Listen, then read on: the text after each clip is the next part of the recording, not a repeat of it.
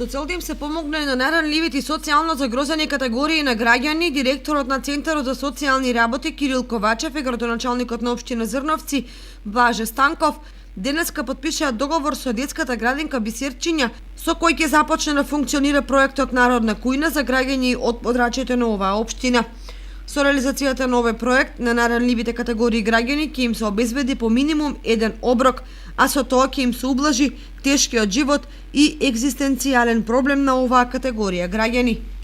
Министерството за труд и социјална политика и ние како меѓуопштински центар за социјални работи во рамките на своите надлежности, а со цел излегување во пресвета на најранливите категории на граѓани